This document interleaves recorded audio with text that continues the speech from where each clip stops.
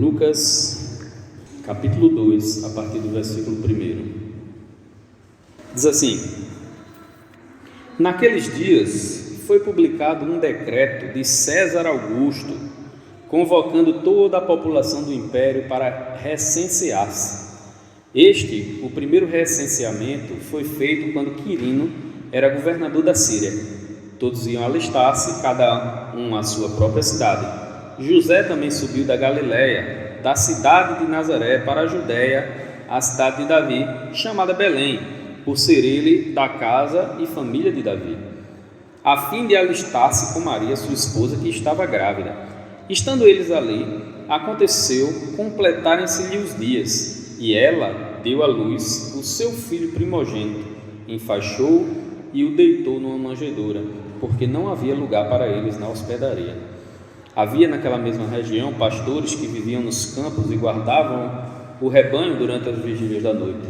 E um anjo do Senhor desceu aonde eles estavam, e a glória do Senhor brilhou ao redor deles, e ficaram tomados de grande temor. O anjo, porém, lhe disse: Não temais, eis que vos trago boa nova de grande alegria, que o será para todo o povo. É que hoje vos nasceu na cidade de Davi o Salvador, que é Cristo, o Senhor.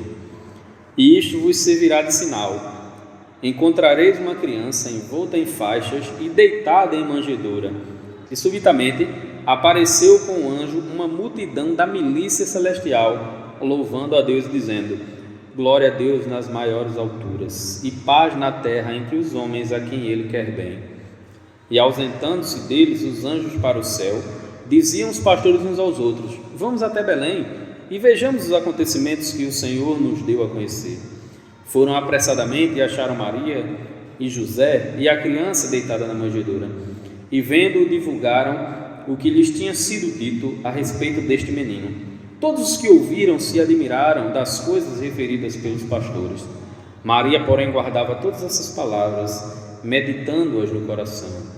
Voltaram então os pastores, glorificando e louvando a Deus por tudo o que tinha ouvido e visto, como lhes fora anunciado. Vamos orar?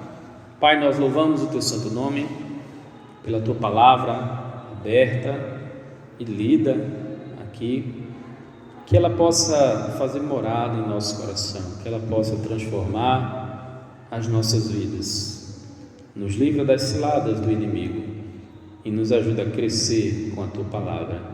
Nós pedimos no nome santo de Jesus. Amém. Nós, como disse, estamos hoje na última semana do Advento. Na realidade, oficialmente, a última semana do Advento foi a semana passada, né? Mas a gente pegou ali o primeiro domingo de dezembro para terminar hoje com o nosso último domingo do ano.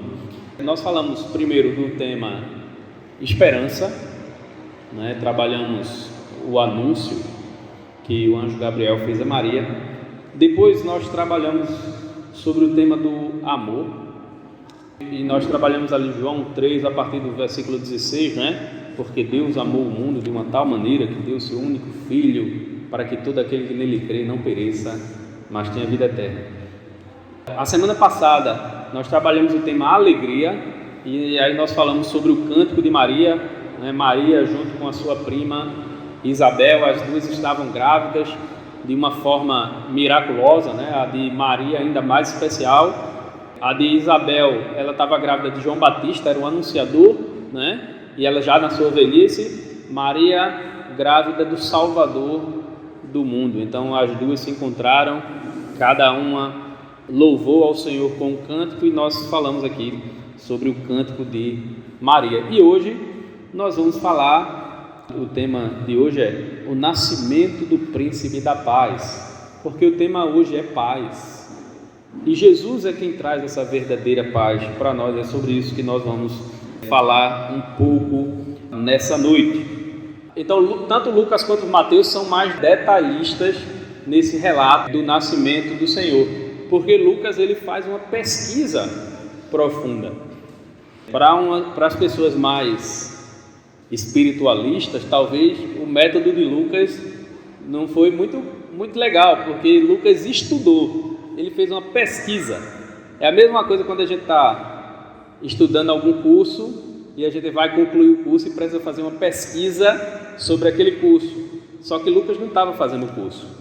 Lucas estava escrevendo para aquela pessoa que ele chama de excelentíssimo Teófilo, e ele está explicando que tudo aquilo que estavam dizendo de Jesus não era verdade.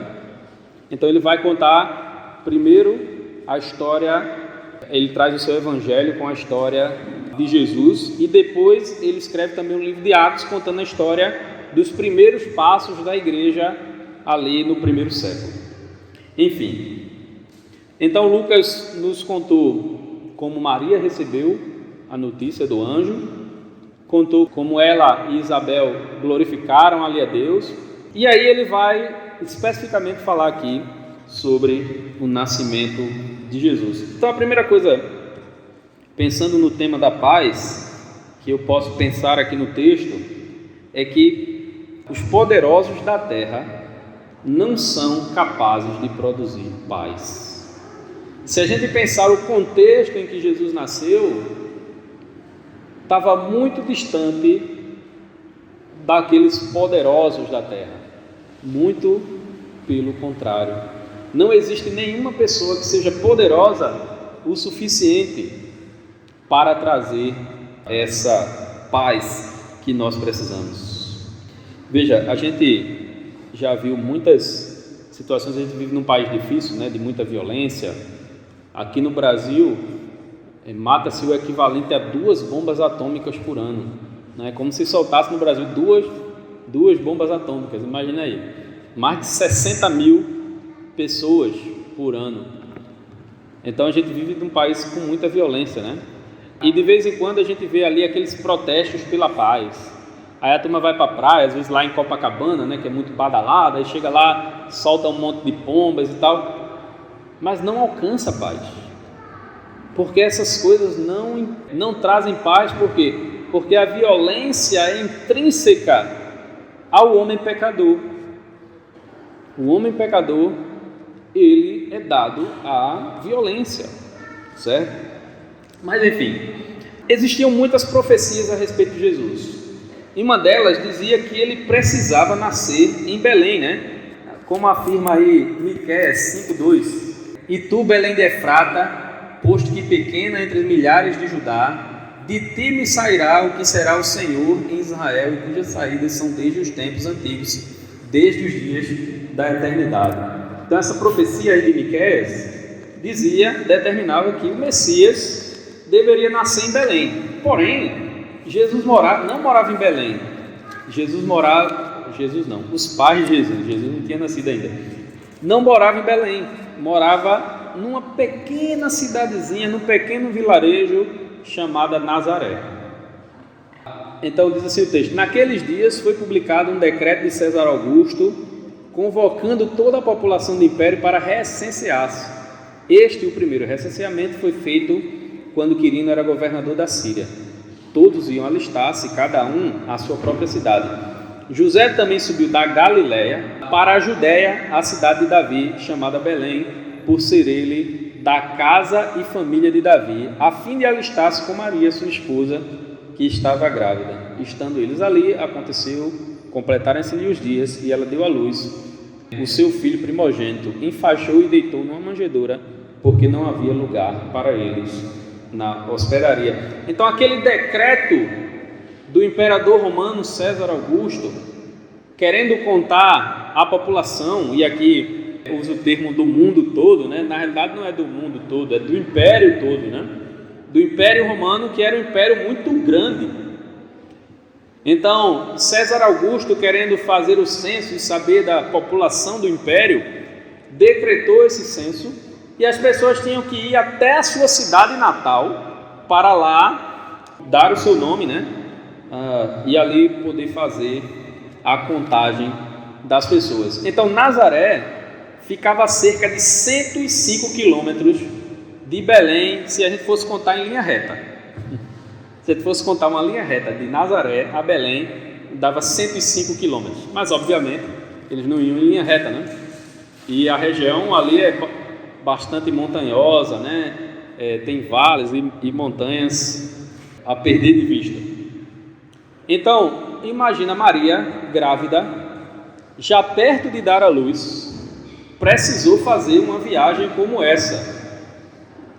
E, obviamente, a gente sabe que não tem os transportes que a gente tem hoje, né? A facilidade de transporte que nós temos hoje, pegar um carro. Até, eu lembro, quando era criança, e os irmãos aqui lembram disso também, todo mundo tem algum parente no sul. São Paulo, geralmente, mas às vezes no Rio de Janeiro, mas geralmente é São Paulo, né? Praticamente todo mundo tem algum parente lá. E a gente sabe que quando os nossos parentes foram para lá, tiveram que pegar um ônibus aí, geralmente em Itapemirim, né? Aí preparava aquela farofa para levar dentro do ônibus, porque não tinha o dinheiro para fazer todas as refeições na estrada, então tinha que levar lá uma comida já pronta para passar os 3 dias de viagem, né? Para chegar até São Paulo. E geralmente quando eles iam, passava muitos anos sem vir. E eu tenho uma tia que eu conheci ela poucos anos atrás, porque ela passou 36 anos lá em São Paulo. Quando ela foi, eu não tinha nascido ainda. Então, todos nós temos alguma história assim parecida, porque as pessoas migravam para o sul, porque lá é que tem emprego, né? Então elas iam para lá, para o sul do país. E era difícil chegar lá. Mas hoje, a gente vê os parentes com mais facilidade. A gente vai até visitar, às vezes, não é? Porque hoje a gente pode ir até de avião. É uma facilidade. Passa lá o cartão, divide em 300 vezes, mas vai. Chega lá, em 3 horas. Ao invés de passar 3 dias na estrada, passa 3 horas. Alguns descem assim, com o coração pulando, né? Saindo pela boca. Outros são mais tranquilos e conseguem com mais facilidade. Mas a gente reconhece essa dificuldade de transporte. Mas imagina a Maria, por volta do ano 4 a.C., ela pegar 105 quilômetros, como nós nordestinos costumamos dizer, com bucho pela boca, né? Quase tendo o bebê. Então foi uma viagem bastante difícil que ela precisou fazer para chegar ali em Nazaré. Até porque ela não era uma pessoa de posses. Porque se ela fosse de posses, ia ser um pouquinho mais fácil, porque ela ia viajar num transporte chamado liteira, tipo uma carruagem, só que carregada pelos escravos, né? Os escravos colocavam lá nos ombros e levavam. Maria não tinha essa possibilidade, por ser uma pessoa simples, humilde, assim como José, seu agora marido. Então ela teve que fazer essa viagem difícil. Chegando em Belém, José não teve condições de dar um lugar digno para Jesus nascer. Não é somente a falta de dinheiro. Se você ler o relato de Mateus, no relato de Mateus diz que eles procuravam as hospedarias, mas qual era a resposta que eles tinham? Elas estavam lotadas. José não teve condições de colocar Jesus num lugar digno, vamos dizer assim, seguro para um bebê nascer.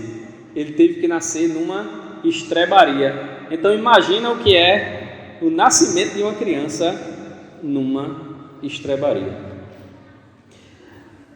O príncipe da paz nasceu numa estrebaria e seu primeiro berço foi uma manjedoura, né? O coxo ali onde os animais se alimentavam.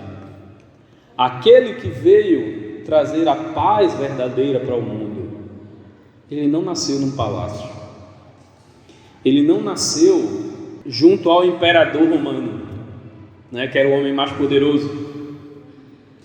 Ele nasceu numa estrebaria e o seu primeiro berço foi uma manjedoura. Nem a estrebaria era dele, nem a manjedoura era dele.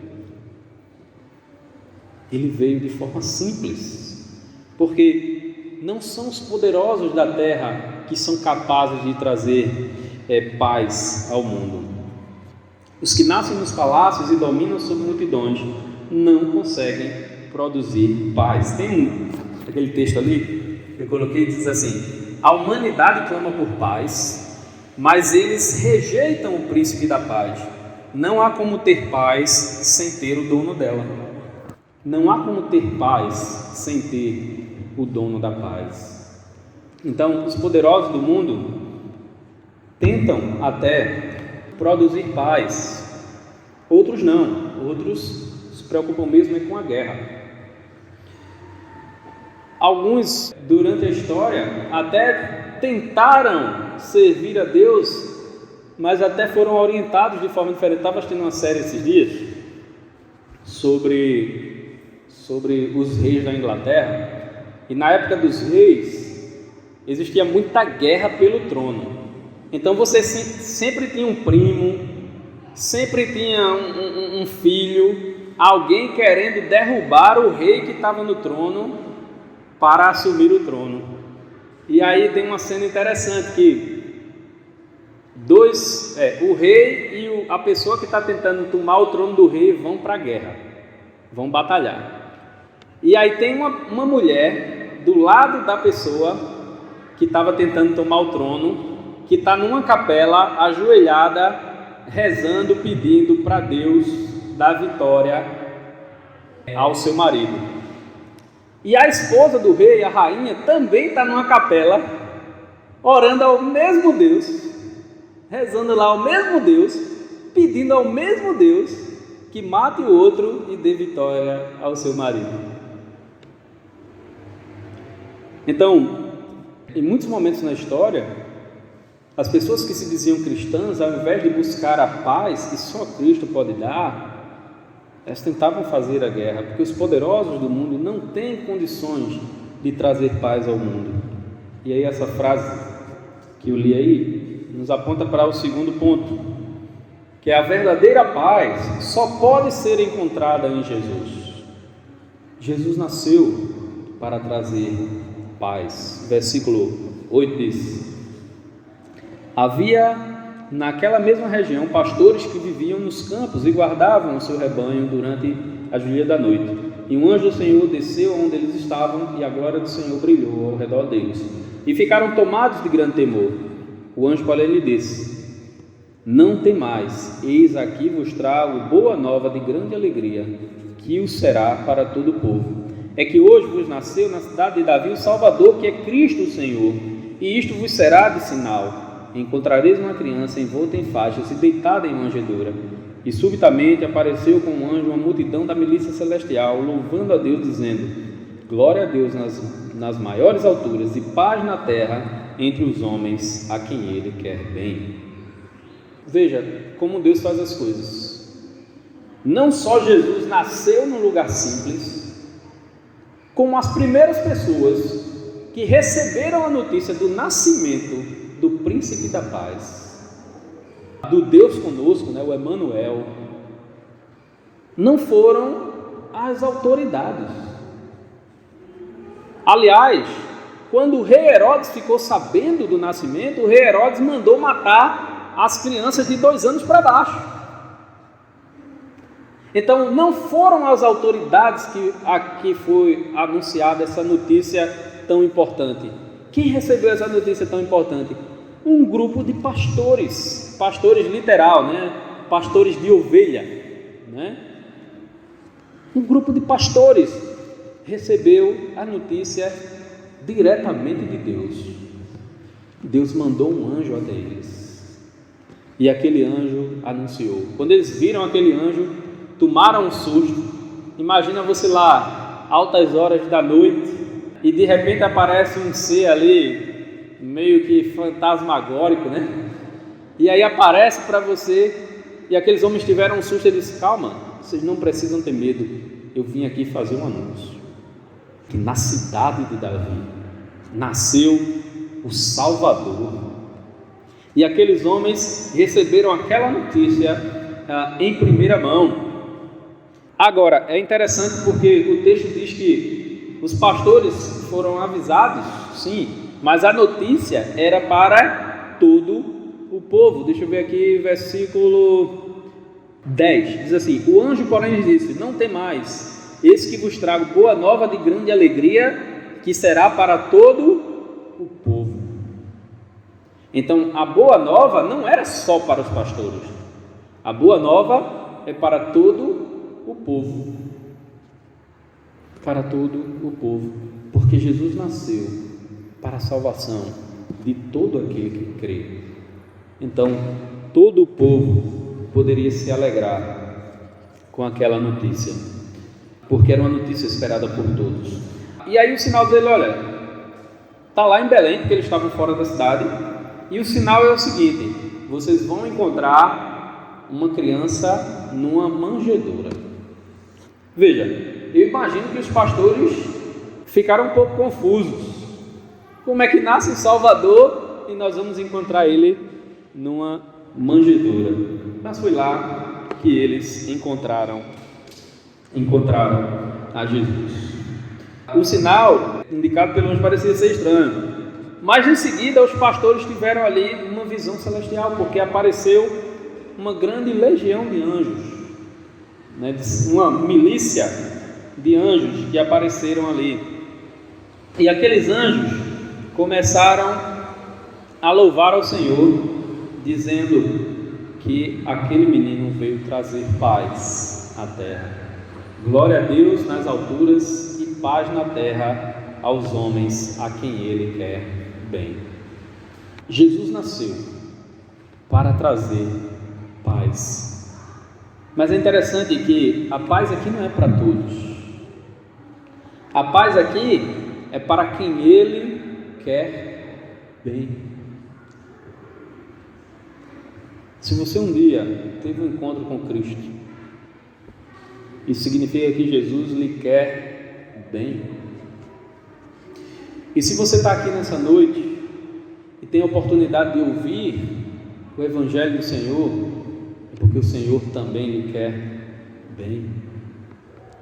E Ele traz essa mensagem, uma mensagem de paz para o coração. E a paz, ela é maior do que a gente pode imaginar, porque a paz de verdade só pode ser encontrada em Jesus, pois o homem comum não consegue entender. Filipenses capítulo 4, versículo 7, fala dessa paz que excede todo o entendimento.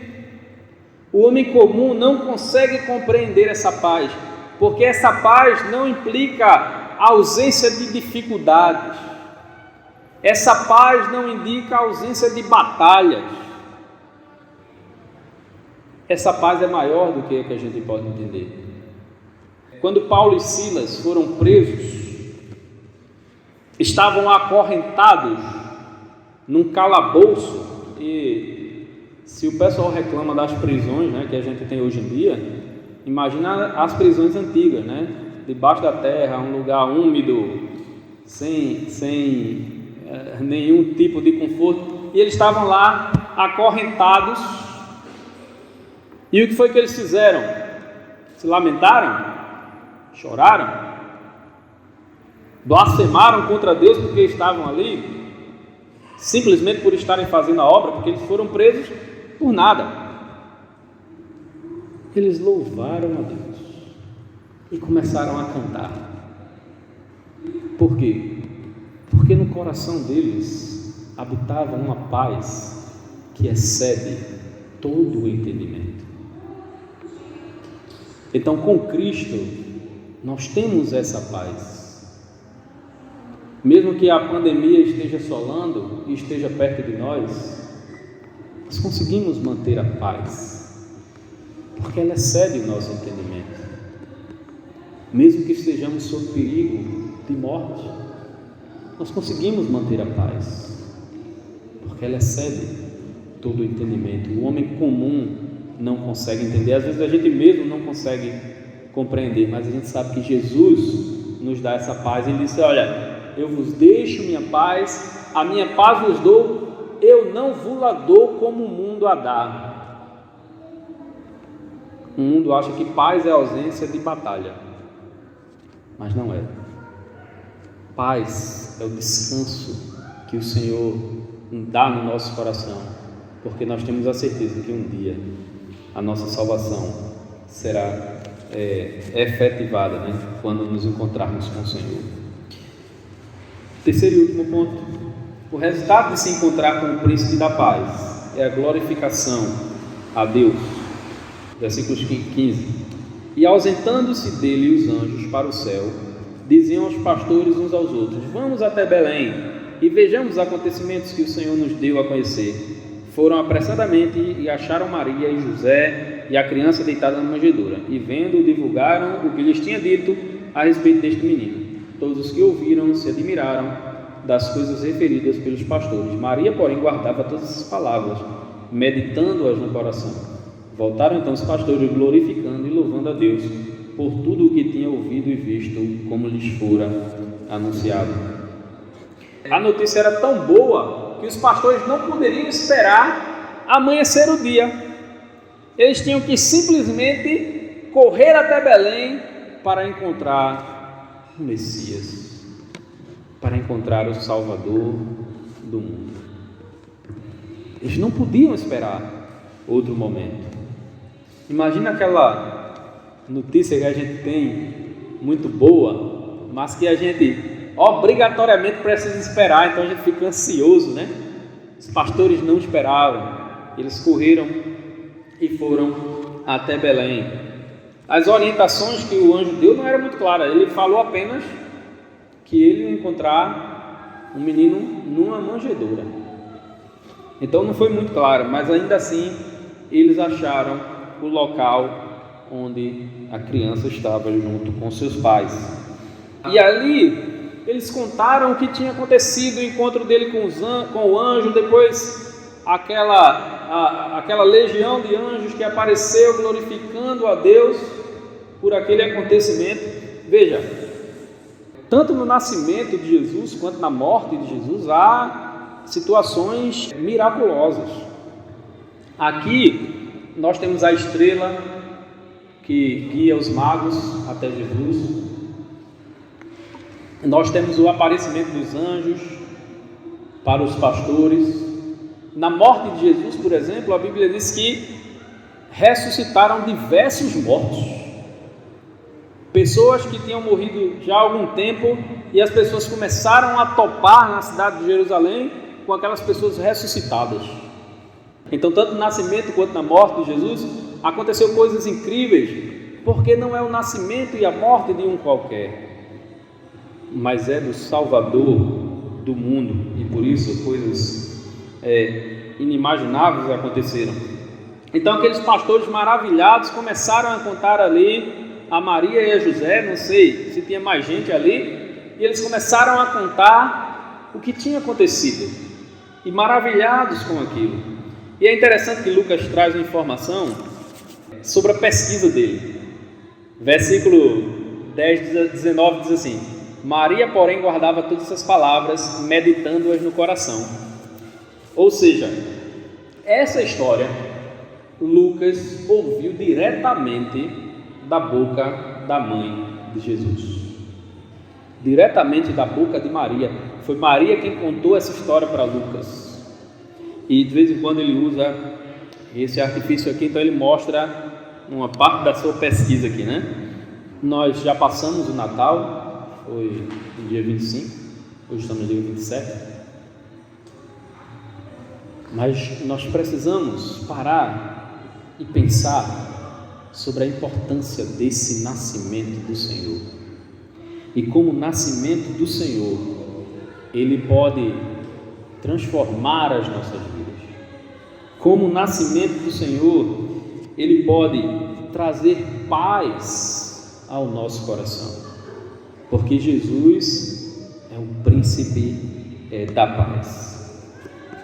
Então, eu pergunto a você nessa noite, se você nunca teve um encontro com o príncipe da paz, essa é a sua hora, essa é a sua chance de se encontrar com o Mestre e de ter no seu coração a paz que excede todo o entendimento, que só Jesus pode dar, porque o mundo só vai trazer guerra, o mundo só vai trazer confusão e não vai conseguir trazer paz de verdade ao nosso coração. Então, se você se você ainda não teve seu encontro com o Senhor, abra seu coração, permita que Ele transforme a sua vida para a glória de Deus. Amém? Vamos fechar os nossos olhos e baixar nossa cabeça nesse momento. Vamos orar ao Senhor. Pai, nós louvamos o Teu santo nome, porque Jesus nasceu, porque Jesus veio a esse mundo para nos trazer paz ao nosso coração. O nosso coração atribulado pelo pecado que nos condena, nos leva para distante de Ti, mas que pelo sacrifício do Senhor Jesus nós encontramos o caminho de volta até os Teus braços, ó Senhor. Que Tu possas abençoar cada um dos meus irmãos aqui, e que se há alguém que no coração ainda não consegue ter paz, às vezes porque não teve um encontro contigo e precisa desse encontro salvador, mas às vezes também porque deixou se envolver por questões dessa vida de tal forma que acabou tirando os olhos do Senhor, assim como fez Pedro quando estava andando sobre as águas. Que o Senhor restaure a paz ao coração desse irmão. Derrama a Tua graça, transforma as nossas vidas, nos abençoa, Senhor, no nome santo de Jesus. Amém.